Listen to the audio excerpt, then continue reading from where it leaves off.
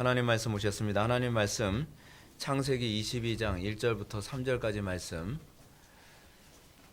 창세기 22장 1절부터 3절까지 말씀. 구약성경 제 성경으로는 28페이지입니다. 구약성경 28페이지. 창세기 22장 1절부터 3절까지 말씀. 찾으셨으면 제가 봉독하겠습니다. 그 일 후에 하나님이 아브라함을 시험하시려고 그를 부르시되 아브라함 하시니 그가 이르되 내가 여기 있나이다. 여호와께서 이르시되 내 아들 내 사랑하는 독자 이삭을 데리고 모리아 땅으로 가서 내가 내게 일러준 한 산 거기서 그를 번제로 드리라. 아브라함이 일찍 일어나 나귀의 안장을 지우고 두 종과 그의 아들 이삭을 데리고 번제에 쓸 나무를 쪼개어 가지고 떠나 하나님이 자기에게 일러주신 곳으로 가더니. 아멘. 이 시간은 창세기 117번째 강의가 되겠습니다. 세월이 흘러도 변하지 않는 것이라는 제목으로 하나님 말씀 증거하도록 하겠습니다. 세월이 흘러도 변하지 않는 것. 세월이라고 하는 것, 또 시간이라고 하는 것은 신적인 영역입니다. 우리는 요즘에 과학이 점점 발달하면서 과학의 전능성을 부여하고, 그리고 과학을 통해서 시간 여행이 가능할 거라고 생각하고, 또 시간을 우리 임의대로 바꿀 수 있을 것이라고 생각하는 경향이 상당히 많이 있습니다. 시간의 영역을 잡고 손을 댄다고 얘기하는 것은 사실은 하나님의 영역에 손을 대는 것이고, 그것은 인간의 교만의 아주 극치를 잘 보여주는 것이기도 합니다. 제가 이 땅의 삶을 이렇게 묵상을 하다 보니까 한 가지 좀 제가 이제 떠오르게 된 게 있습니다. 그것이 뭐냐면, 젊음이 내 것이라고 생각을 했는데 젊음이 내 것이 아니더라는 겁니다. 시간이 지나면 그냥 젊음은 사라져 갑니다. 세월이 나에게 잠시 선사해 주고 간 것이 젊음이고, 이제 이 세월이 지나면 우리에게 있어서 이 젊음은 다시 되찾을 수가 없습니다. 우리는 내 것이라고 생각했던 상당수의 많은 것들이 시간이 지나면서 내 것이 아니라는 것을 얼마나 많이 느끼게 됩니까? 시간뿐만 아니라, 젊음뿐만 아니라 돈도 그렇습니다. 또 명예도 그렇습니다. 행복도 그렇습니다. 자녀도 그렇습니다. 내 것이라고 생각했는데 내 것이 아닌 것이 얼마나 많은지 모릅니다. 내 것이라고 생각했는데 나중에는 그것이 하나씩 하나씩 내 의지와 관계없이 사라지는 것을 보면서, 이 하나님의 주권이 전반적인 모든 것이구나. 그럼 매 순간순간마다 우리 하나님의 주권을 인정한다는 것이 얼마나 필요한가. 여러분, 이거 인정하기 전에는 하나님께서 우리의 삶 가운데 역사 안 하십니다.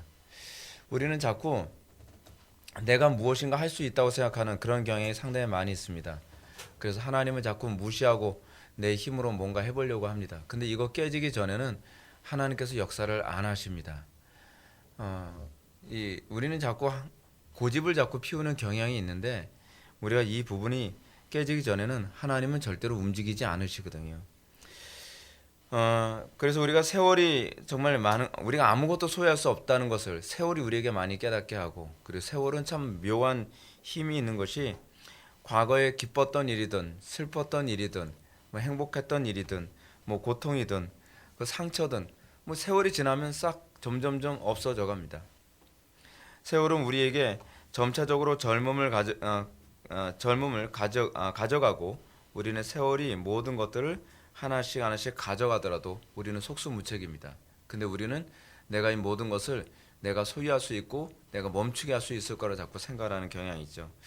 간혹 신문에서 그 연예인들이 출산하고 나서 몸매 다시 되찾았다고 인증샷 찍고 그러는데, 참 그 몸매 되찾은 거 얼마나 오래 갈까요? 그렇죠? 출산하고 나서 몸매 웨이트 트레이닝 열심히 해가지고 몸매 다시 되찾았다고 했는데, 세월 지나서 5년 10년 지나면 그 몸매 무너지는 건 시간 문제입니다. 그러면서 우리가 느끼는 게 있죠. 이 땅엔 참 영원한 것이 없는데, 이 땅에 있는 건 시간이 지나면 다 녹슬어지고 없어질 것인데 우리가 왜 이런 것들에 이토록 집착을 하는가. 영원한 것, 어차피 계속 우리가 이거를 보존하지도 못할 것들인데 마치 영원히 보존할 수 있는 것처럼 우리는 그것을 계속 붙잡고 살고 있죠. 근데 우리는 아무리 잡고 있어도 마치 꼭 이거 같지 않습니까? 물을 딱 움켜줘도 물은 슬슬 내 손에서 다 빠져나가고 결국 손에 피면 아무것도 내 손에 없는 건데 우리는 이 땅에서 모든 것들을 내가 움켜쥘 수 있을 것이라 자꾸 착각을 해서 하나님 의지하기보다는 내 힘을 더 의지하는 경향이 상당히 많이 있죠.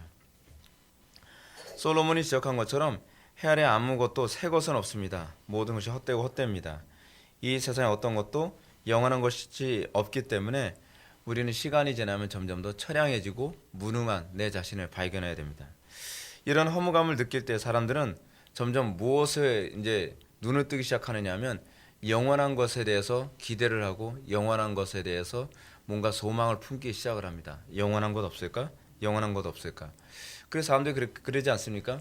10대 때야 뭐 빨리 뭐 성인이 되고 싶어 하는데 성인이 돼서 점점 나이가 들어가면 이제는 사람이 점점 노화되어져 갑니다.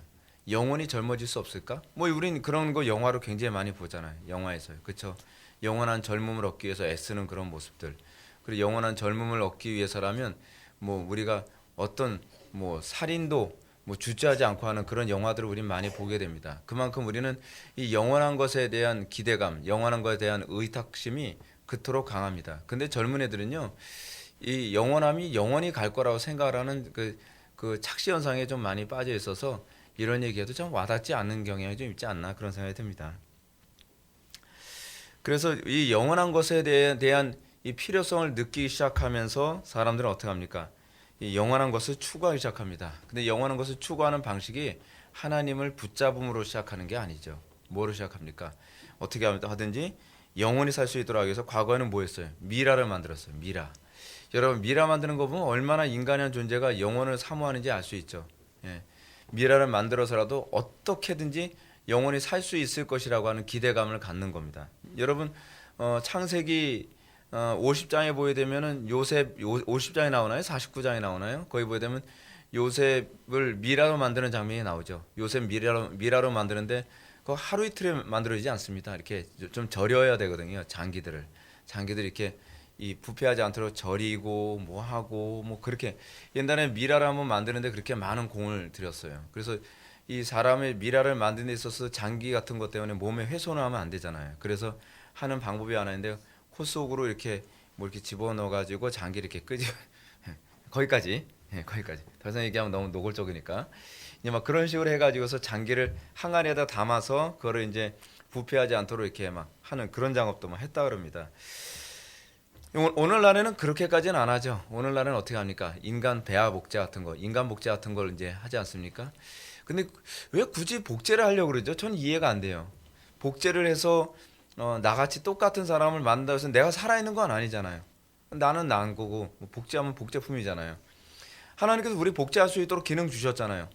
자식 낳는 거예요. 자식 낳는 게 복제인데 인간은 그런 식으로 복제를 안 하죠. 인간이 어떻게 생각해요? 복제품 비슷하게 만들어 놓고 나서 거기다가 뇌만 교체하면 될 거라고 생각하는 거예요. 이게 유물론적 사고거든요. 사람의 영혼이 사람의 어떤 그 영적인 것이 뇌에 있을 거라고 생각하는 그 관념이 뇌만 교체하면 될 거라고 생각하는 거예요. 그 뇌만 교체하면 과연 그 사람은 이 사람인가요? 저 사람인가요? 저는 진짜 앞으로 설교할 때 그러기 전에 전 주님 오시든지 그러기 전에 제가 주님한테 가든지 그랬으면 좋겠어요. 이 뇌근에서 이쪽에 집어넣으면 이 사람은 그 사람인가요? 그 사람은 이 사람인가요? 그죠? 이게 아주 심각한 이제 문제가 생기죠. 그래서 제가 언젠가도 여러분들한테 그 말씀 드렸죠. 사이보그를 자꾸 만들잖아요. 사이보그 만들어서 뇌만 교체하는 거예요. 뇌만 교체하면 영원히 살 수 있을 거라고 생각하죠. 그럼 우리는 그 사이보그는 사람인가요? 아니면 그 기계인가요? 이런 부분 이제 신학적인 문제가 자꾸 발생하게 됩니다. 신학적인 문제가 발생해요. 근데 사람들이 착각하는 게 하나 있죠. 뇌는 안 늙나요? 그렇잖아요. 뇌도 늙잖아요. 예. 근데 사람들은 그런 식으로 해서 우리가 어떻게 하든지 영원히 살 수 있을 거라고 하는 그걸 자꾸 이제 생각을 해내는 거죠. 그래서 뭐 특히 유전공학이 발달하면서 인간이 그러니까 생물이 늙지 않도록 하는 유전인자를 또 발견했다는 거예요. 그래서 하루살이를 한 30일 살게 만드는 뭐 이런 기술이 또 발달하고 요거 좀 더 발전해야 되면 우리도 한 30배 정도는 더 오래 살 수 있지 않을까? 저는 그렇게 오래 안 살고 싶어요. 예. 제가 지금부터 30배 오래 살게 되면은 제가 이제 인간 수명 80세로 잡고서 38은 24 그렇게 안 살고 싶어요. 예. 예. 그렇게 오래 살아서 뭐 하겠습니까? 그렇잖아요. 근데 문제가 뭐냐면 인간은 자꾸 그것을 행복이라고 생각을 해요. 왜냐하면 하나님과의 관계 안에서 행복이라는 개념이 없어서 그래요.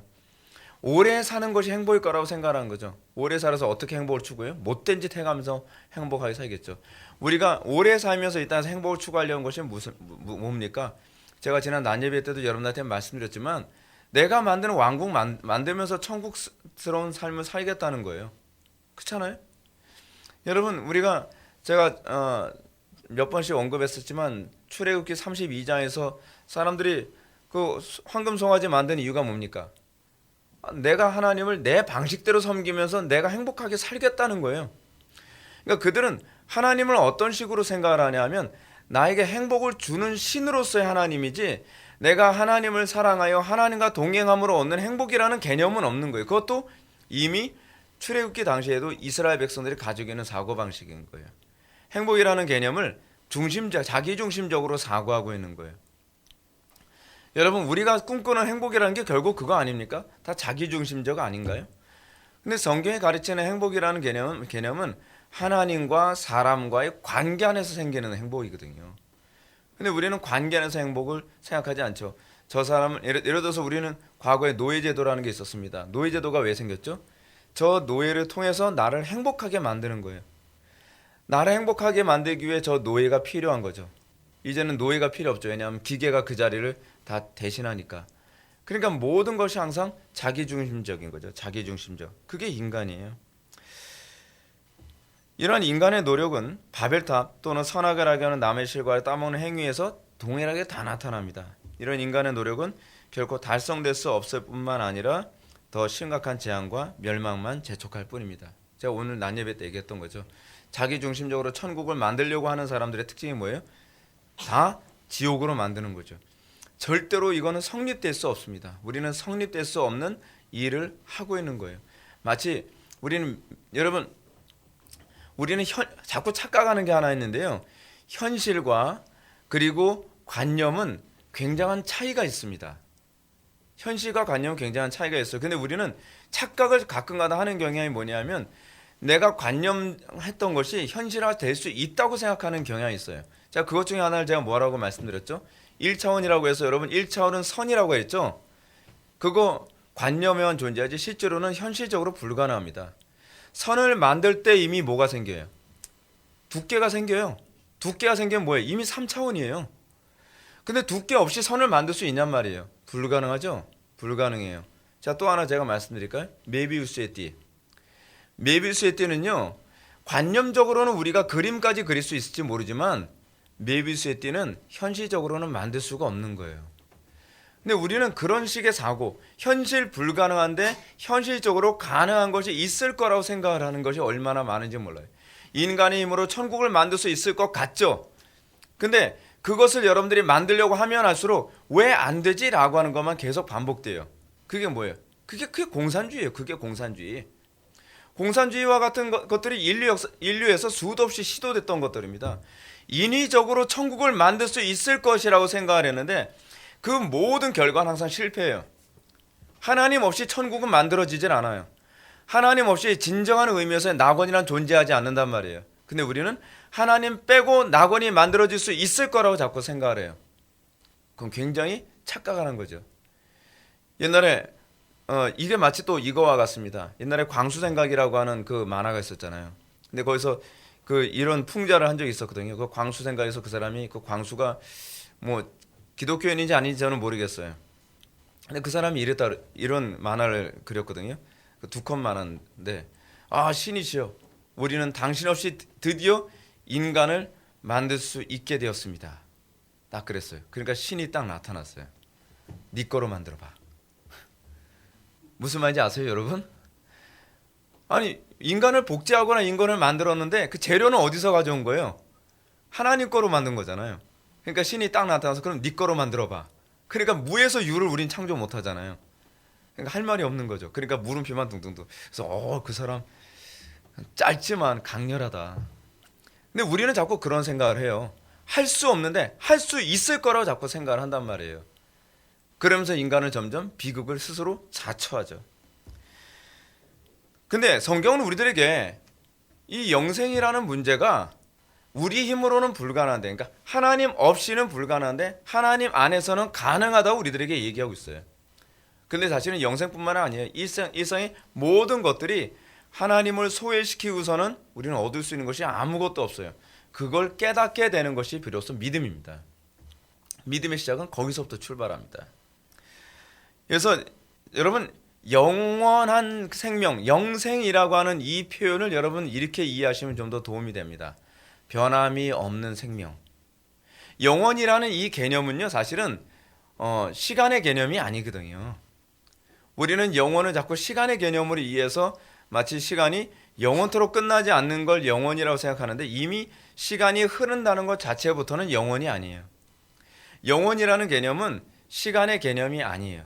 이거는 변함이 없다는 개념이에요. 변함이 없다는 개념이죠. 그래서 여러분, 옛날에 누구예요? 오리겐이 실수했던, 오해했던 것이 뭐냐면, 하나님은 성자께서는 성부로부터 낳으심을 입었기 때문에 존재하지 않았었던 때가 있었다라고 생각하는 건 영혼을 잘못 이해해서 그런 거죠. 왜냐하면 그래서 나온 교리가 무엇이냐면, 성자는 성부로부터 영원히 나오셨다. 말이 이상하죠. 영원히 나오셨다. 그 얘기가 무슨 얘기냐면, 성자는 성부로부터 나오셨지만 한 번도 존재하지 않은 적이 없었다라는 그런 표현을 영원히 나오셨다라는 이런 교리적인 표현을 사용한 거예요. 이 영원이라는 개념은 변함이 없다는 뜻입니다. 다시 말해서 세월이 결코 빼앗을 수 없는 영역을 우리는 믿음으로 소유할 수 있다는 겁니다. 이게 영생이에요. 영생. 물론 이 영생을 소유했다고 해도 우리의 육신은 틀림없이 늙고 병들고 죽습니다. 그러나 영생을 소유함으로써 우리는 영원히 변함없는 새 생명의 은총 가운데 참여하게 됩니다. 주님께서 재림하시는 날에는 어떤 현상이 나타날까요? 늙지도 죽지도 병들지도 그리고 않는 그런 변화된 육체를 소유하게 될 겁니다. 우리는 변함없는 삶을 살게 될 겁니다. 우리가 영원한 천국에 들어가야 되면 우리는 아무것도 변하지 않는 그 풍성한 은혜 가운데 살게 될 거라는 것이죠. 이것을 가르치는 것이 바로 복음입니다. 이렇게 말하면 여러분 가운데 어떤 사람은 복음을 좀 막연하게 얘기한다고 생각할지 모르겠습니다.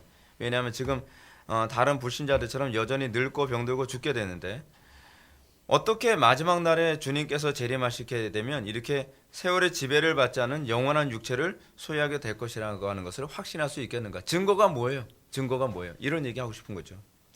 이 질문에 대해서 성경 우리가 지금 영원한 생명을 소유했다면 나타나는 현상이 있다는 겁니다. 우리에게 변하지 않는 것이 생기는 거예요. 여러분들이 영생을 소유했다는 것이 뭐로 나타나는지 아십니까? 변함이 없는 어떤 것이 이제 나타나기 시작을 해요. 그것이 바로 영생이죠. 영생.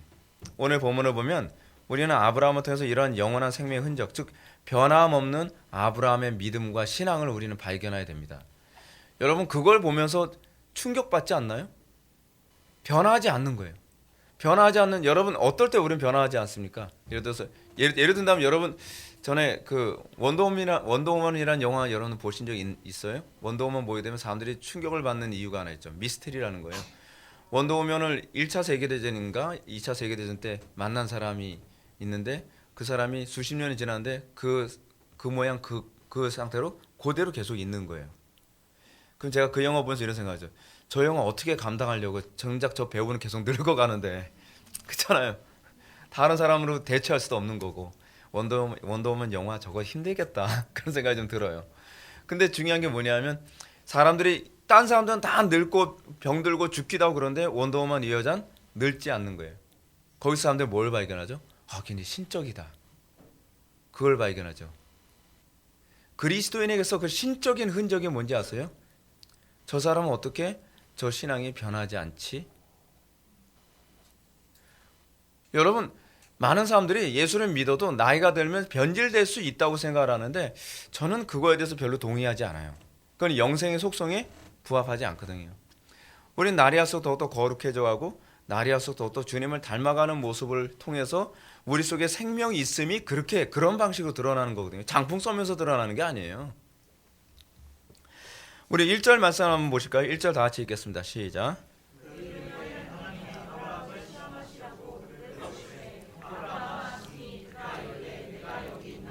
아멘. 오늘 본문은 그 일 후에라는 말로 시작을 합니다. 그래서 그 일 후에라는 말은 지금까지 일어난 일들과는 다른 새로운 국면의 전개를 이제 머릿말로 이제 이해할 수 있습니다.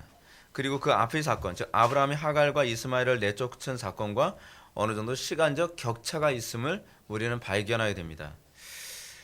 그러면 어느 정도로 시간이 많이 지났을까요? 성경은 그걸 뭐 얼마나 많이 지났는지 그 구체적으로 언급 잘 안 합니다. 뭐 한 12년 6개월 후에 뭐 이런 식으로 언급 안 해요. 여기서는요. 그냥 어떤 식으로 언급하냐면 그냥 수일 후에. 근데 수일 후에가 어느 정도인가? 뭐 이해하기 쉬워요. 그렇다고 해서 힌트가 없는 게 아니에요. 성경에서 이렇게 얘기합니다. 이삭이 장작 지고 올라갈 수 있을 만한 나이가 됐을 때에. 그런 이제 필이 딱 오죠. 몇 살쯤인지는 우리가 몰라도 적어도 아브라함 대신에 장작 지고 올라갈 정도의 나이가 됐다고 한다면 한 십수년은 지났을 거라는 얘기입니다. 대충 이렇게 어림잡아서 볼 수 있도록 성경 힌트가 다 돼 있어요. 그런데 이 세월이 여기서 굉장히 중요한 거거든요. 십수년 세월이 지난 후에 하나님께서는 이제 평안하게 살고 있는 그 기간은 별 어떤 특별한 이야기가 없었나 봐요. 그러니까 성경은 아무런 기록이 없죠. 근데 십수년 정도 지나서 평안하게 잘 지내고 있는데 어느 날 하나님이 나타나십니다. 나타나시는데 반갑지가 않아요. 그렇죠? 하나님이 나타나시면서 뭐라 그래요? 아브라함아, 아브라함아. 예, 하나님. 나타나니까 너 필요한 거 없니? 그게 아니에요. 반갑지 않은 요구를 하시죠. 네 아들 이삭을 바쳐라. 아니, 오래간만에 나타나셨으면 좀 그러지 마시지. 오래간만에 나타나셔서 주님께서 요구하신 게 뭐냐면 네 아들 이삭을 바치라는 겁니다. 그 본문을 보게 되면 이렇게 표현하고 있습니다. 하나님이 아브라함을 시험하시려고 그를 부르시되라고 얘기합니다. 여기서 우리가 생각해 봐야 될 것이 있습니다. 성도가 이 땅에서 행복하게 그리고 아무런 문제 없이 하루하루 살아가는 것이 다가 아니라는 겁니다. 인생 살아가면서 우리에게 시험이 있습니다. 하나님께서 우리에게 테스트 하신다는 겁니다. 여러분 그 항상 준비하면서 사셔야 돼요. 공부 잘하는 방법 뭐라 그래요? 예습과 복습이다. 하나님 앞에서도 예습과 복습이 아주 중요합니다. 사전에 이게 항상 준비되어 있는 사람 같으면 하나님께서 시험하신다 해도 이제 별 문제가 없는데 우리 학교 다닐 때 그런 거 있잖아요. 쪽지 시험 보는 거. 쪽지 시험. 쪽지 시험 왜 봐요? 중간고사, 기말고사 보면 됐지. 쪽지 시험 왜 봐요? 이게 항상 시험 보면서 긴장감 놓치지 말라고. 하나님께서 근데 하나님 시험은요. 쪽지 시험 정도가 아니에요. 갑자기 시험 보는데 거의 기말고사 수준이에요.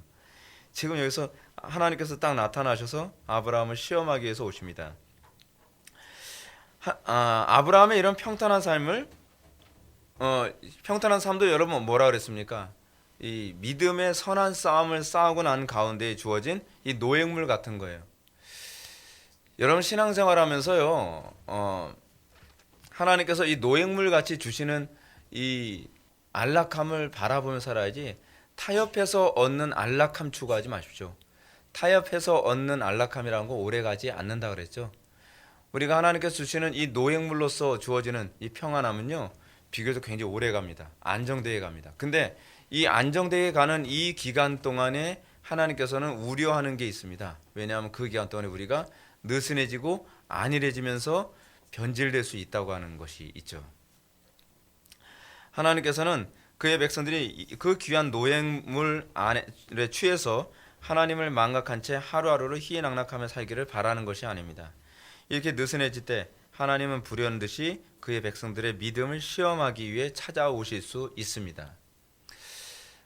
여러분 그렇지 않습니까? 여러분 평안한 생활 오래 하면 하나님 의지하면서 사는데 좀 느슨해져 가죠. 그래서 하나님께서 이 아브라함에게 시험하시는 겁니다. 그럼 시험의 내용이 뭐라고요? 2절 보시게 되면 여호와께서 이르시되 내 아들 내 사랑하는 독자 이삭을 데리고 모리아 땅으로 가서 내가 내게 일러준 한 산 거기서 그를 번제로 드리라 라고 명령하십니다.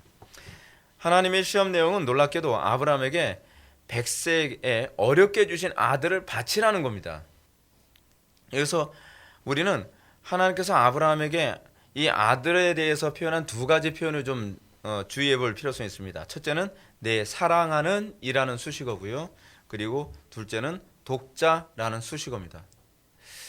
그냥 이삭이 아니에요. 그렇죠? 그냥 이삭이 아니라 네가 정말 사랑하고 사랑하는 독자라는 표현입니다.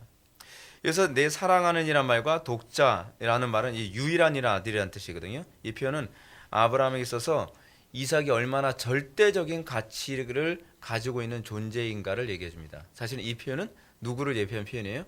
예수 그리스도를 예표한 표현이기도 하죠. 그렇죠?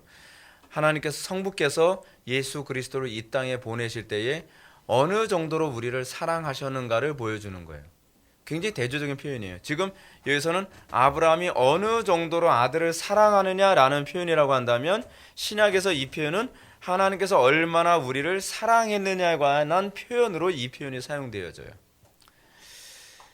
하나님은 아브라함에게 이삭이 얼마나 절대적인 가치로 여겨진 존재인지 알고 계셨고, 그 대상을 요구하심으로써 아브라함의 믿음을 시험하시려 합니다. 제가 지난 주일 낮 예배 때 여러분들한테 말씀드렸지만, 하나님이 중심을 보신다는 것들, 그걸 사실 이럴 때 드러나는 것 아니겠습니까? 우리에게 가장 소중하게 여긴다고 생각하는 그 부분을 하나님께서 일부러 내놔라고 얘기하는 것이죠. 너 내놓을 수 있어? 라고 요구하는 것이죠. 거기서 하나님께서 정말 네가 나를 사랑하는지 표현해봐 라고 우리에게 요구하고 계시는 겁니다. 여러분, 제가 이런 얘기를 드리고 싶어요. 하나님 앞에 이 시험에 패스 못하면 이게 단위적으로 끝나지 않습니다. 그냥 우리는 그렇게 생각하잖아요. 그냥 뭐 낙제하면 뭐 졸업 못하고 그냥 끝나면 되지, 뭐 자퇴하면 그만이지. 근데 하나님의 나라에서는 그 개념이 없어요. 하나님의 앞에서는 시험에 통과되지 않으면 통과될 때까지 시험 봐요. 아주 피곤해요. 그러니까 여러분들, 우리에게 있어서 이런 문제가 닥쳤을 때 하나님 앞에서 우리의 믿음을 정말 여과 없이 바르게 표현할 수 있는 그런 기회가 되어야만 합니다. 자, 그럼 어떤 의미의 시험이었습니까? 그것은 너에게 절대적으로 소중한 존재가 누구냐라고 질문을 던지는 겁니다. 여러분들, 하나님, 예수 믿는 게 어렵다고 하는 이유가 뭔지 아십니까? 왜 예수 믿는 건 믿음이 아니면 안 된다고 하는지 아십니까? 하나님께서 우리에게 요구하시는 이 시험은 우리의 힘으로 이길 수 있는 시험이 아니에요. 제가 여러분들한테 계속 강조하지만, 여러분들 믿음으로 사는 법을 모르면 여러분 신앙생활하면서 계속 힘들다 그러면 그래요. 믿음으로 사는 것이 뭔지 모른다고 하면 계속 하나님 너무하다는 소리만 자꾸 나와요. 어차피 여러분들의 인생에 있어서 여러분들이 하나님의 그 시험에 여러분들이 반응하는 방법은, 믿음으로 살아가는 법을 터득하기 전에는 여러분들은 하나님의 요구는 불가능한 요구예요. 이게 우리 힘으로 된다고 하면 하나님이 존재할 이유가 없잖아요. 사실은 하나님께서 우리들에게 그 요구를 하실 때 우리가 믿음으로 사는 것이 무엇인지를 하나씩 배우는 거예요. 믿음으로 사는 거 어떻게 배워요? 무릎으로 배우는 거예요. 지식으로 배우는 거 아니에요. 여러분들이 자꾸 착각을 하는데, 지식으로 이걸 배운다고 생각하는 경향이 많이 있습니다. 지식은 여러분들이 이것을 이해하는 하나의 중요한 통로가 되는 건 사실이지만, 여러분들이 무릎을 꿇지 않으면 절대로 믿음이라는 것은 배울 수가 없습니다. 믿음이 뭐예요? 하나님께 대한 의존이잖아요. 하나님께 의존하는 법을 모르는데, 여러분, 마치 이거하고 똑같아요. 여러분, 영어 공부 잘하는 법 많이 배우면 영어 잘하나요? 영어 공부 잘하는 법을 방법만 배우고서 노력을 안 해봐야 소용이 없어요. 유명 강사들한테 다 찾아다니는데, 그 유명 강사들한테 다 찾아다니는 안 되던데요? 그럼 노력하나요? 안 해요. 노력을 안 하는데 어떻게 영어를 잘해요? 근데 이거하고 똑같은 거예요. 한 번도 따라서 안 해요. 영어 강사들 수로 얘기하는 게 그거잖아요. 많이 따라서 하십시오. 많이 반복하십시오. 절대로 따라 안 해요. 절대로 반복 안 해요. 그래서 나는 좋은 강의란 강의 다 찾아다니는데 왜 나는 영어를 한마디도 못하지? 한 번도 입을 안 뗐으니까. 근데 우리의 신앙생활에서 그거예요. 좋은 설교 들으면 여러분들 믿음이 잘하는 겁니까? 여러분, 정확한 정보를 몰라서 믿음이 안 크는 건가요? 아니죠. 순종이 제사보다 낫다는 말이 그거 아닌가요?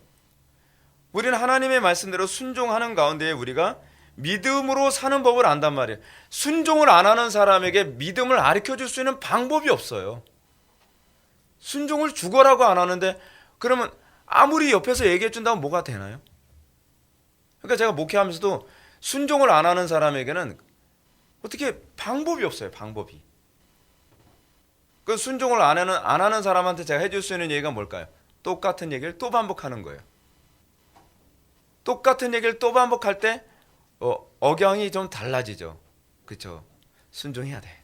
처음에 순종해야 된다니까. 아, 순종해야 돼. 그러면 점점 감정만 나빠지는 거죠.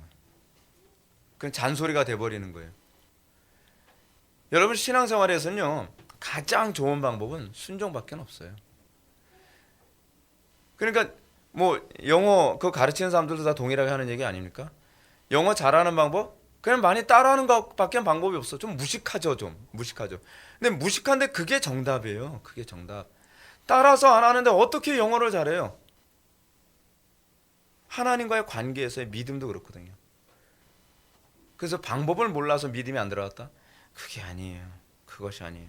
또 이렇게 얘기하다면 또 행위 구원 또 얘기한다고 또 하는 사람이 행위 구원 아니에요. 사도 바울은 순종이 곧 믿음이라고 얘기하고 있어요. 그 순종은 그냥 순종이 아니에요. 온전한 순종이에요. 어린아이처럼 순종하는 거예요. 우리에게서 믿음이 안 크는 이유 중 하나는 뭐냐면 어린아이 같이 순종을 안 해서 그래요. 어린아이처럼 순종하는 신육 정도는 할지 모르지만 하여간 하나님께서는 이 시험을 통해서 그의 믿음이 정말 제대로 선미하게 또 견고하게 하기를 원합니다. 여러분 이 과정을 통해서 그의 믿음이 얼마나 또 견고해져 갑니까? 하나님께서는 우리가 평안할 때 갑작스럽게 이런 방식으로 우리를 시험하십니다. 하나님 우리가 가장 사랑하는 것, 우리가 유일하게 다른 어떤 것과도 맞바꿀 수 없는 그런 상황을 통해서 너의 믿음이 어디 있는가 보라 라고 질문을 던집니다. 그렇다면 하나님께서 어찌 우리에게 이런 가혹한 시험을 허락하시는 걸까요? 우리가 이 땅에서 행복하게 사는 것을 하나님께서 시기하기 때문일까요? 여기서 시험은 테스트입니다. 템테이션이 아닙니다. 하나님은 시험하지 아니하신다 했을 때 시험하지 않는다는 표현은 템테이션을 얘기하는 거예요. 유혹하지 않는다는 얘기입니다. 그러나 하나님은 우리를 트레이닝 하십니다. 그리고 하나님께서는 우리의 믿음이 중심이 어디 있는지를 또 테스트 하십니다. 그걸 통해서 우리의 믿음이 진위를 우리가 알길 바라는 거예요. 하나님이 몰라서가 아니라 우리가 정직하지 못하기 때문에 자꾸 우리는 우기잖아요. 전 믿음이 있는데요. 자꾸 우기잖아요. 그 우기지 말라고 객관적으로 우리에게 보여주시는 겁니다. 그러면서 주님께서 우리에게 하시는 말씀이 뭐냐면 내 믿음이 어디 있는지 보라라고 하는 것입니다. 이걸 통해서 우리가 가장 살아가는 건 우리가 유일하게 다른 어떤 것과도 바꿀 수 없는 것이 바로 하나님이시라는 것을 보이라. 그것 통해서 너의 신앙이 참인지 거짓인지 드러내 보이라라고 질문하시는 겁니다. 자, 우리가 흔히 오해하는 것처럼 기독교 신앙은 이렇게 행복감과 부유함, 즐거움을 터부시하기 때문에 이런 고난이 오는 것은 아닙니다. 결코 그렇지 않습니다. 하나님께서 우리를 다루시는 이유는 딱 하나 때문입니다. 그것은 우리가 하나님으로부터 받은 선물에 취하지 않도록 하기 위해서입니다. 하나님께서 우리 행복하게 사는 거 원하십니다. 하나님께서 우리가 불행하게 사는 걸 원치 않으십니다. 행복하게 살길 원하시기 때문에 하나님께서는 우리에게 진리대로 살라고 말씀하시는 겁니다. 근데 우리가 착각하는 게 뭐냐면 내 방식 따로 살아야 행복할 거라고 자꾸 착각하니까 그것 때문에 문제가 생기는 것뿐입니다. 하나님께서 우리를 이렇게 다루시는 이유는 딱 하나 때문입니다. 바로 하나님만 사랑하는 것, 그리고 하나님이 목적이라는 것을 잊지 않도록 하는 것입니다. 이건 마치 이거와 같습니다. 드넓은 바다를 항해를 하다가 어떤 사람이 정말 힘들게 노를 젓고 막 폭풍하고 싸우다가 어느 정말 아름다운 그 에덴 동산 같은 섬에 딱 도착했다고 싶시다. 파라다이스 같은 섬에 딱 도착했어요. 근데 거기는 목적지가 아니죠. 거기는 잠깐 쉬는 곳입니다. 근데 문제는 이 오랜 이 배를 노를 젓고 뭐 폭풍과 싸우다가 그 섬에 딱 안착하게 되면 사람들의 마음이 목적지보다는 그냥 거기서 안주하고 싶은 마음이 자꾸 생기죠. 그렇죠? 근데 그 사람들이 그 파라다이스 같은 섬을 떠나려면 어떻게 해야 될까요? 거기는 반드시 뭐가 나타나죠? 원주민이 여기 원주민 항상 어떤 원주민? 식인종. 예, 항상 스토리가 그렇게 가죠. 그럼 어쩔 수 없이 너무나 낙원 같은 곳인데 이 낙원을 버리고 배 타고서 열심히 도망가죠. 그래서 나침반 보면서 다시 우리 가는 방향. 근데 그게 하나님께서 우리에게 주신 섭리예요. 섭리. 우리에게 그런 게 아니면 우리는 그곳에 떠나려 하지 않는단 말이에요. 근데 이 얘기가 어디서 나오는 얘기인지 아세요? 존 버넷의 철로역전에서 나오는 얘기예요. 존 버넷 철로역전에서 보게 되면 그 고난의 언덕을 막 갑니다. 고난의 언덕을 올라가는 가운데에 하나님께서는 버넷 크리스찬에게 쉼을 줄 수 있는 정자를 주십니다. 근데 그 정자에서 잠깐 쉬는 가운데 어떤 현상이 나타나죠? 자기 몸속에 있었던 두루마리를 잊어버리고 말죠. 그게 이제 크리스찬들이 주로 많이 범하는 오류가 거기에 있다고 얘기해 주는 겁니다. 신앙생활에서 하나님께서 우리에게 쉼을 주십니다. 안식하는 시간. 어쩔 때는 그 기간이 막 5년이 되기도 하고 10년이 되기도 하고 그럽니다. 너무 행복하죠. 근데 그런 기간 동안에 하나님께서 우리에게 그 쉼을 주는 동안에 우리는 하나님하고 점점 멀어지는 경우가 많이 있어요. 하나님을 의지하는 법을 자꾸 잃어버려요. 그래서 하나님께서 우리에게 때로는 고난을 통해서 다시 정신 차리게 하고 내 인생의 목적이 거기가 아니라 더 먼 곳이야, 영원한 곳이야 라고 하는 그 궁극적 목적지를 잃지 않도록 하는데 초점이 있다는 것입니다.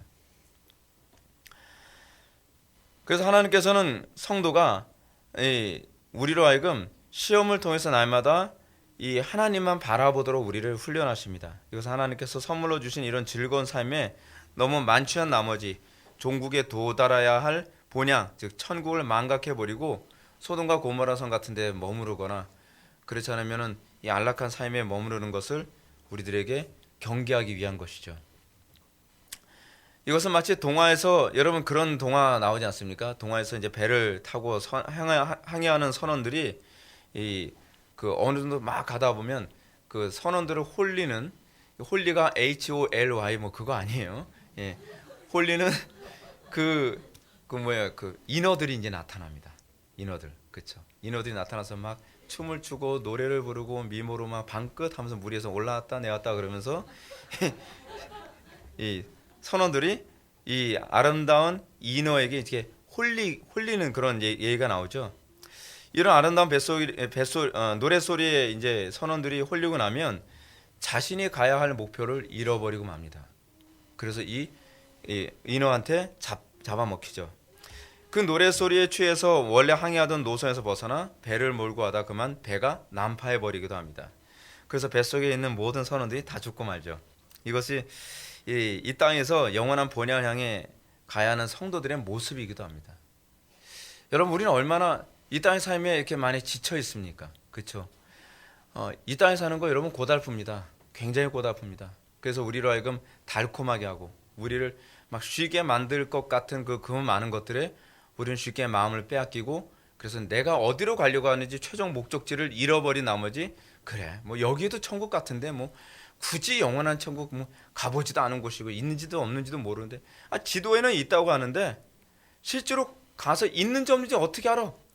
이제 이런 식의 의문까지 우리한테 계속 생기는 거 아닙니까? 그렇죠? 그러면서 인어한테 홀려서 무너지게 되는 사실은 이런 동화들이 우리 인생에 있어 굉장히 많은 부분에 대한 메시지를 전달해주고 있는 동화이기도 합니다. 그래서 이 모든 싸움에 우리의 삶 속에서 이 폭풍과 어려움이 있을지라도 우리가 이런 것에 미혹당하지 않고 목적의식을 잊어서는 안 된다는 거예요. 내가 가야 되는 영원한 본향, 내가 가야 될 궁극적 목적, 이것이 현실의 안락함과 현실의 편리함과 현실의 즐거움에 마음을 뺏겨서는 안 된다는 뜻입니다. 참된 성도는 이런 상황에서 결코 마음을 빼앗기지 않도록 하나님께서 은혜를 부어주십니다. 이게 견인이죠. 그리고 이것이 영생의 특징이죠. 제가 앞에서 언급했던 것처럼 하나님의 택함 받은 성도들은 세월이 흐르더라도 하나님께 대한 사랑이 변하지 않습니다. 누구처럼요? 성춘향이처럼.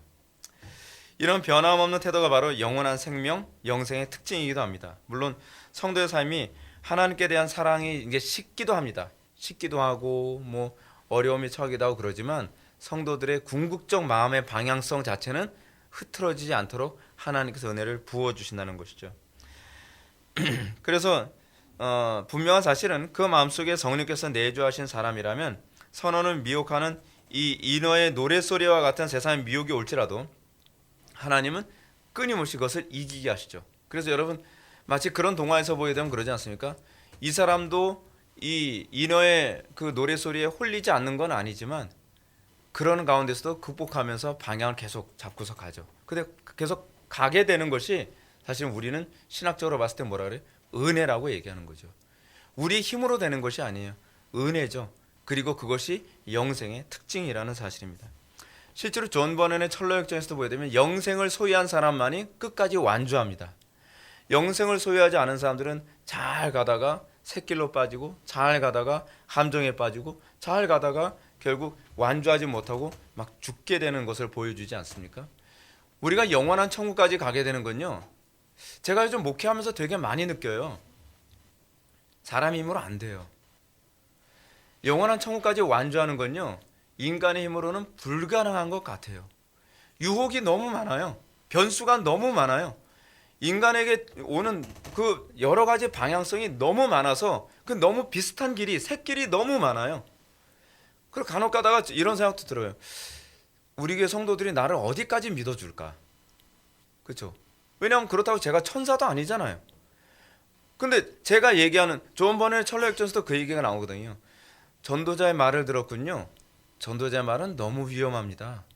전도자의 말을 듣고 가다가 죽은 사람들이 한둘이 아니에요. 전도자의 말을 듣지 마십시오. 도덕의 말을 다 찾아보십시오. 그런 식으로 해서 전도자의 말을 끝까지 듣고 찾아간다는 건 사실은 굉장히 힘들고 어려운 일이거든요.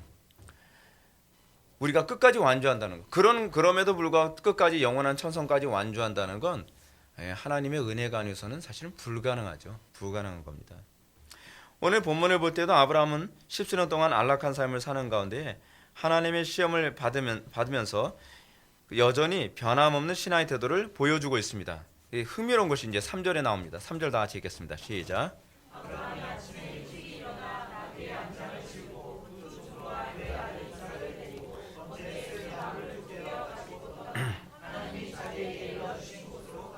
아멘.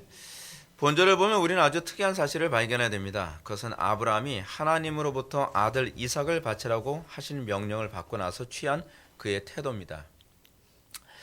21장에서 이스마엘과 그의 어미 하갈을 내어 쫓으라는 명령을 받고 아브라함이 그때 취했던 태도와 이 본문에서 취했던 태도가 똑같습니다.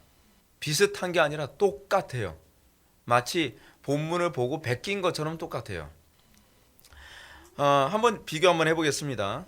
우리가 21장 12절과 13절 말씀을 보면 하나님은 아브라함에게 본문 한번 읽으면서 한번 볼까요? 그게 훨씬 더 흥미진진할 것 같습니다. 창세기 21장 12절부터 13절까지 말씀 보시겠습니다. 하나님이 아브라함에게 이르시되 내 아이나 내 여종으로 말미암아 근심하지 말고 사라가 내게 이른 말을 다 들으라. 이삭에게서 나는 자라야 내 씨라 부를 것임이니라. 그러나 여종의 아들도 내 씨니 내가 그로 한 민족을 이루게 하리라 하신지라. 아멘. 여기 보게 되면 하나님은 아브라함에게 하갈과 이스마엘을 내쫓으라고 명령하시는 장면이 나옵니다. 근데 마찬가지로 2절을 보면, 오늘 본문 2절 보면 2절에서 쫓으라는 것과 동일한 논리가 또 나오게 되죠. 그렇죠? 뭐가 나와요? 네 아들 사랑하는 독자를 데리고 가나안 땅에 가서 거기 번제로 드리라. 여러분, 자기 아들을 번제로 드리는 것은 내쫓는 것과 동일합니다. 지금 이스마엘을 내쫓는 것은 죽이는 거거든요. 네 아들 이삭을 바치라 라고 하는 것도 죽이는 것 아닙니까? 어떻게 보면 아브라함은 참 비참한 사람처럼 보입니다. 두 아들을 죽음에 내몰아야 되는 입장이에요. 첫 번째 이스마엘도 죽음에 내몰라고 하는 명령을 받았고, 두 번째로 얻은, 사실은 사라로부터 얻은 100살 만에 얻은 이 아들도 죽음에 내놓으라고 하는 명령을 또 받습니다. 여러분 놀랍지 않습니까? 여러분, 믿음의 조상 아브라함, 정말 이 사람 인생살이 굉장히 고달프고 힘들게 산 사람입니다. 자, 또 볼까요? 21장 14절 보면 아브라함이 아침에 일찍 일어나 떡과 물 한 가죽 부대를 가져다가 하갈의 어깨에 메어주고 그 아이를 데리고 가게 하니 하갈이 나가서 브엘세바 광야에서 방황하더니 라고 이렇게 되어 있습니다. 여기서 14절 말씀 보면 아브라함은 하나님의 명령을 받자마자 아침 일찍 일어나 라고 얘기합니다. 아침 일찍 일어나 음식물을 취했다고 얘기합니다. 마찬가지로 22장 3절에서도 아브라함은 십수년 전의 모습과 동일하게 아침에 일찍 일어나 나귀의 안장을 지우고 번제의 재료를 취했더라 라고 얘기합니다. 너무 똑같지 않나요? 너무 똑같아요. 아브라함의 신앙의 태도가 바뀌질 않았어요. 여러분, 10년 정도 편안하게 별 어려움 없이 살게 되면 어떻습니까? 좀 변질될 것 같지 않나요? 사람이 10년이 지나면 강산도 바뀐다는 얘기를 합니다. 옛날 얘기예요. 요즘에는 10년 안 지나도 그렇게 바뀌어요. 한 3, 4년만 돼도 강산이 바뀌는 거예요. 포크레인은 밀고 지나가면 다 없어져요. 근데 이 강산이 바뀔 정도의, 옛날에도 강산이 바뀐다고 하는 뭐 풍화작용이나 그런 걸 통해서 얘기하는 건데, 10년 만에도 얼마든지 바뀔 수 있는 그런 시대에 아브라함은 하나도 바뀌지 않은 것을 또 보게 됩니다. 또 21장 16절을 보면 21장 16절, 이르되 아이가 죽은 것을 참아 보지 못하겠다 하고 화살 한바탕 거리 떨어져 마주 앉아 바라보며 소리내어 우니, 이렇게 되어 있습니다. 이게 보게 되면은 이스마엘이 거의 광야로 쫓김을 받아서 거의 죽게 된 장면을 그대로 보게 되는 거죠. 근데 22장 10절 한번 보시기 바랍니다. 22장 10절을 보면 손을 내밀어 칼을 잡고 그 아들을 잡으려 하니, 그래서 잡으려 하니라고 하는 구절은 원문상 완료형으로 되어 있습니다. 이미 아브라함의 마음에서는 죽인 거예요. 잡은 거예요. 눈 딱 감고 그냥 딱 이제 찌르려고 하는 그런 상황이죠. 마찬가지로 또 넷째로 21장 17절부터 18절 보실까요? 하나님이 그 어린아이의 소리를 들으셨으므로 하나님의 사자가 하늘에서부터 하갈을 불러 이르시되 하갈아 무슨 일이냐 두려워하지 말라. 하나님이 저기 있는 아이의 소리를 들으셨나니 일어나 아이를 일으켜 내 손으로 붙들라. 그가 큰 민족을 이루게 하리라 하시느니라 라고 이렇게 얘기하고 있는데, 마찬가지로 22장 10절을 보면 아니죠.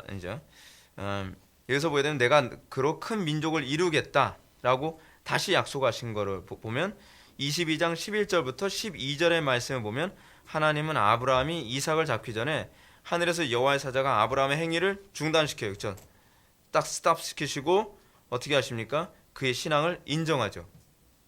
여러분, 아브라함의 신앙을 인정했기 때문에 하나님께서 하갈과 이스마엘을 생명을 보존시키시고, 그리고 또 어떻게 하셨다 그랬죠? 큰 민족을 이루겠다라고 하셨죠.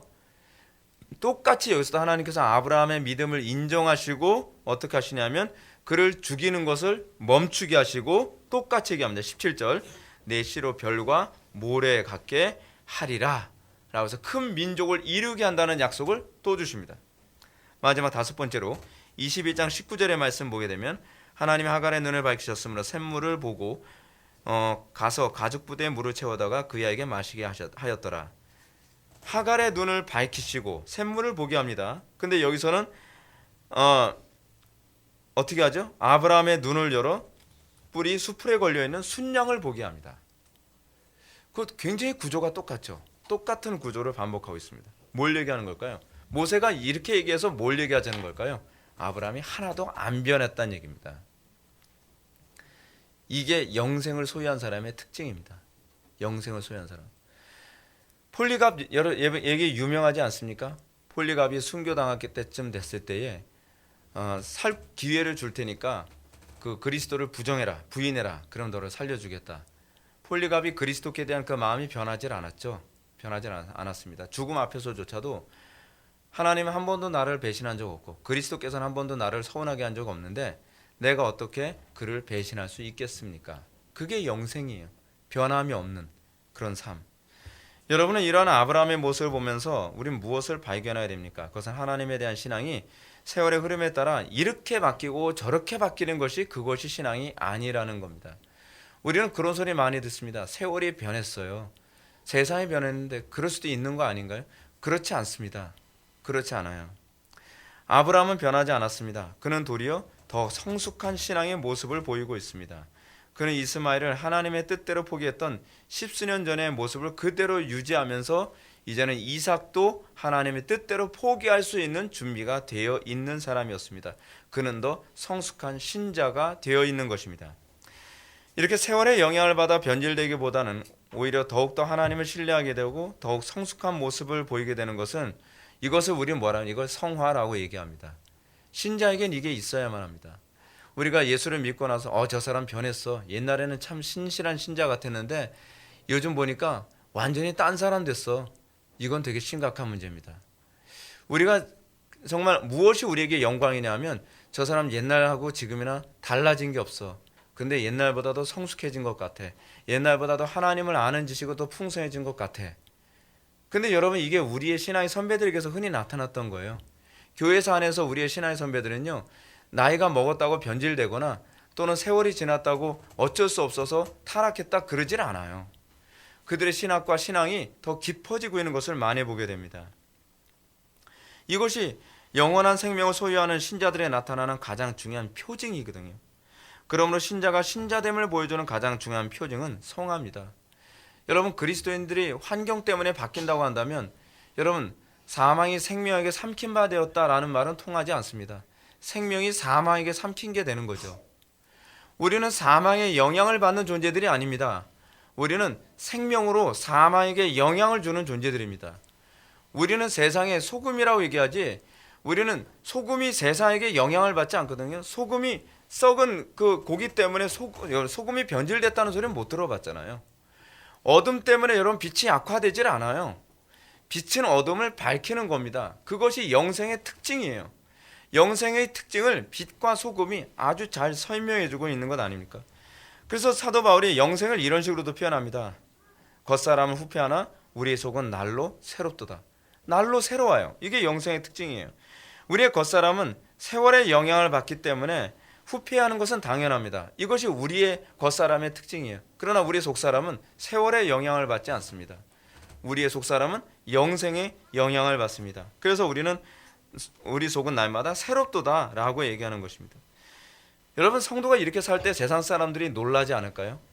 저 사람은 마치 제가 아까 얘기했던 것처럼, 그 원더우먼 얘기한 것처럼, 아니 50년이 지났는데 육체가 하나도 노화되지 않았다고 했을 때 놀라지 않나요? 아니 육체가 노화되지 않은 것도 놀라운데 그의 영혼이 더 새로워진 그 모습을 볼 때 얼마나 놀랍고 얼마나 충격적일까요? 사도 바울의 초기 모습을 봤던 사람들이 10수년이 지나고 30년 지나고 40년 지나서 사도 바울이 늙어서 할아버지가 된 그 상태에서 사도 바울을 만났다 합시다. 근데 사도 바울이 옛날 같지가 않아요. 옛날엔 장풍도 쏘고 옛날에는 뭐 굉장히 괜찮은 사람 같았는데 보니까 나이가 들면 사람이 돈 욕심도 생기고 나이가 들어가면서 보니까 너무 세속화되어진 거예요. 여러분, 만약에 그렇다고 한다면 사도 바울에게서 영생이 있다고 볼 수 있을까요? 아니죠. 사도 바울의 초기 서신과 사도 바울의 말기 서신을 보면 서신의 깊이가 다릅니다. 거기서 우리는 이미 아브라함의 그 영생의 생명력을 이 사도 바울의 서신서에서도 쉽게 발견하잖아요.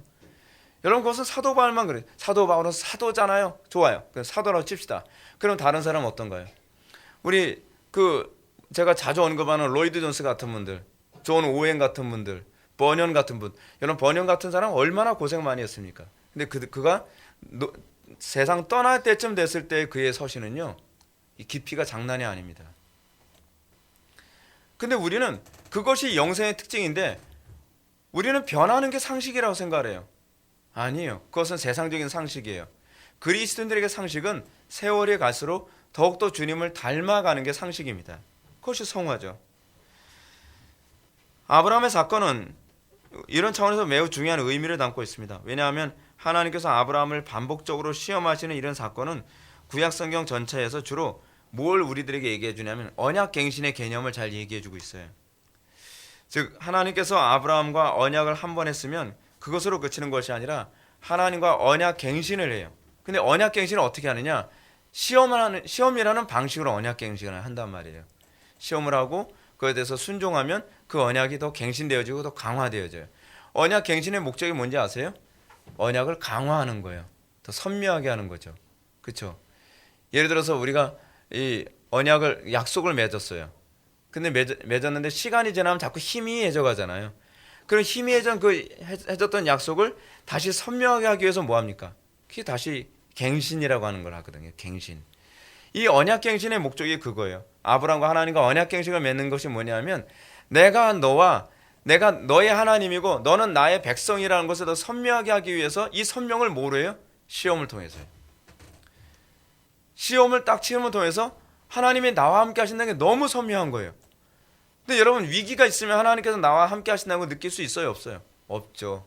하나님이 존재하심이 잘 안 느껴져요. 근데 고난과 위기 가운데 그것을 믿음으로 극복하고 그 가운데서 하나님이 함께 하시는 그 놀라운 섭리를 경험하면서 어떻게 해요? 하나님이 나의 하나님됨을 더 선명하게, 더 확신하게 되죠. 그런 식으로 언약에 갱신을 하게 되는 것입니다. 중요한 실체는 하나님은 이런 방식을 통해서 그의 중심을 보신다는 것이죠. 물론 그 중심을 보신다는 개념은 그 중심을 몰라서가 아니라 언약을 갱신하기 위해서예요. 그의 믿음을 강화시키기 위해서예요. 실제로 여러분 그 계기를 통해서 하나님과 소위 간증이라는 게 생기잖아요. 소위 우리가 얘기했을 때 그 간증이라는 것이 생길 때 어떻게 해요? 하나님이 나의 하나님이라는 게 더욱더 확신해지잖아요. 더 견고해지잖아요. 언약갱신은 우리의 믿음을 견고케 하는 데 있거든요.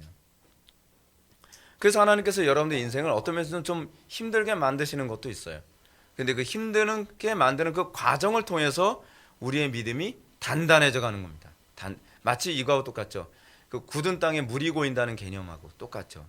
우리가 단단해져 가면서 어려움 통해서 더 단단해져 가면서 우리의 믿음이 더욱더 성숙해져 가는 것이죠. 옛날에는 조그만 어려움이 있어도 벌벌 떨었는데 어려움을 자꾸 겪고 그 어려움 가운데서 믿음으로 극복하는 법을 배우면서 웬만한 어려움 앞에서는 이제 여유가 생기는 거죠. 걱정 마. 하나님께서 또 함께 하실 거야. 예전에도 그랬는데 뭐 하나님께서 또 함께 하실 거야. 그게 그냥 생기지 않죠. 하나님과의 언약갱신이 반복된 사람들한테만 나타나는 성숙미입니다. 그래서 점점 폼이 나잖아요. 폼이. 그렇죠. 그 베드로 초기 때는 얼마나 되게 촐싹대잖아요. 그렇죠. 뭐 쉽게 들뜨고 막 그래서 주여 뭐 딴 사람은 다 배신해도 저는 버리지 않나이다. 뭐 했다가 3번 부인하고 뭐 이렇게 좀 경솔하고 막 그러던 모습인데 이 베드로가 시간이 지나면서 어떻게 해요? 굉장히 품위 있는 신앙생활을 하게 되죠. 근데 이 모습은 사실은 이 저기한테도 나타나거든요. 바울에게도요. 사도 바울은 어떻습니까? 다혈질이거든요. 그 사람. 그러다 보니까 누굽니까? 이 그 마가가 그 같이 안다 그러니까 그냥 칼로 무썰듯이 확 잘라버리고 막 그런 사람이었거든요. 근데 이 사람이 시간이 가면서 어떻게 하나님의 섭리에 대한 이해가 더 깊어지고 그러면서 점점 이 마가를 데려오라. 그가 나의 동역자다. 품는 것도 더 넓어지고 더 성숙해지고 그의 믿음의 방향성은 하나도 달라지지 않고 복음에 대한 이해는 더 깊어지고요. 그게 이제 영생을 소유한 사람들의 특징이죠. 그래서 예수님이 뭐라고 말씀하셨어요? 내가 양으로 생명을 주러 온 것뿐만 아니라 생명을 더 풍성케 하러 왔다고 이 요한복음 10장에서 얘기하고 계시잖아요. 또 요한복음 4장에서 또 뭐라고 했죠? 영원히 마르지 않는 생수라고 얘기하죠. 그게 영생이거든요. 그러니까 한번 은혜 받고 나면 끝나는 게 아니에요. 날이 갈수록 더 변함없을 뿐만 아니라 더 풍성해져가는 영적 생명을 소유하게 되는 것입니다. 자, 여러분, 우리가 이 언약 갱신에 관한 부분을 우리가 보고 우리가 성화를 여기서 이제 발견해야 되는데 우리가 이런 언약 갱신을 통해서 날마다 주님과 만나는 이 관계의 발전 이것이 없을 때 우리는 그런 뭐냐 일시라고도 그렇게 해석을 합니다. 일시신앙. 일시신앙이 뭡니까? 과거엔 그 사람들의 특징이 뭐냐면 간증이 없어요. 하나님과 만남에 대한 간증이 없어요. 그래서 자꾸 뭘 얘기해요? 왕년에 얘기 많이 하죠. 나도 옛날에는 이삭 바쳤어. 이삭이 아니라 뭐 이스마엘 바쳤어. 근데 이삭은 못 바치겠더라고. 뭐 이런 식이 되죠. 옛날에는 나도 그렇게 했었는데 지금은 아니야. 이게 일시일 가능성이 상당히 많이 있어요. 근데 시간이 지나면서 하나님을 알아가면 알아갈수록 그분에 대한 이해와 찬송이 더 깊어집니다. 우리에게 이것이 없다면 우리에게 영생이 있는가에 관한 문제에 대해서 좀 질문을 던지고 고민해 볼 필요성이 있습니다. 여러분들 어쩌면 제가 이렇게 얘기하게 되면 목사님 아주 특별한 몇몇 사람들에 대해서 얘기하고 계신 것 같아요 라고 여러분 생각이 들 수도 있을 것입니다. 왜냐하면 그렇게 사는 사람들 우리 주변에서 거의 볼 수가 없으니까요. 청교도 시대 때는 그래도 굉장히 많았거든요. 근데 우리가 사는 시대는 애석하게도 그런 사람들을 보기가 어려운 시대에 살고 있습니다. 그러나 우리는 경험이 기준이 아닙니다. 성경이 기준입니다. 그리고 교회사가 그것을 입증해 줍니다. 그렇다고 한다면 우리는 어디에 소망을 두고 살아가야 되나요? 우리 날마다 성화되는 삶, 이전보다 더 나아지는 더욱더 주님을 닮아가는 그런 성화의 삶을 우리가 소망해야 되지 않겠습니까? 사랑하는 성도 여러분, 여러분은 이렇게 여러분의 신앙이 변함없도록 보존하시는 은총을 과연 경험하고 있는지, 성도의 견인을 경험하고 있는지, 끊임없이 우리를 붙잡아 주시고 거룩하게 하시고 인내케 하시는 그 하나님의 은혜를 여러분들 경험하고 계신지 여러분들 좀 질문을 던져봤으면 좋겠습니다. 특히 여러분들 어려움이 생길 때에 그 어려움을 통해서 하나님께서 중심을 보신다고 하는데 그 중심을 보신다는 그 시점이 바로 언약을 갱신하는 시점입니다. 여기서 여러분들이 믿음으로 승리할 때 믿음은 더 견고해집니다. 근데 여러분들이 타협을 하고 거기서 여러분들이 주저앉게 되면 여러분들은 그 믿음은 더 무너지게 되고 여러분들은 하나님의 존재하심조차도 이 느낄 수가 없게 되어버리고 맙니다. 세월이 흘러도 변함이 없는 신앙의 태도는 영생을 소유한 사람들에게만 기대할 수 있는 현상입니다. 여러분들의 삶 속에서 나의 삶이 내 신앙이 변함없는 신앙을 살 수 있게 해달라고 항상 주님께 은혜를 구할 수 있기를 주님의 이름으로 축원합니다. 기도하시겠습니다. 사랑이 많으신 하나님, 고난과 어려움이 있을지라도 변함없는 믿음을 소유할 수 있도록 은혜 베풀어 주옵소서. 하나님께서 한 번도 우리를 배신하지 아니하시고 한 번도 우리를 실망시키지 않으셨던 것처럼 우리의 인생이 주님을 서운하게 하지 아니하고 변함없이 일관성 있는 성화의 삶을 살아갈 수 있도록 은혜 베풀어 주옵소서. 세상에 유혹이 많습니다. 그리고 세상에 도전과 세상에 고통이 많습니다. 그 가운데서도 우리가 믿음으로 승리하는 법을 우리가 배우게 하여 주시고, 그래서 어디 가든지 영원하신 하나님의 영광을 선명하게 드러낼 수 있도록 은혜 베풀어 주옵소서. 예수님의 거룩하신 이름으로 기도올렵나이다. 아멘.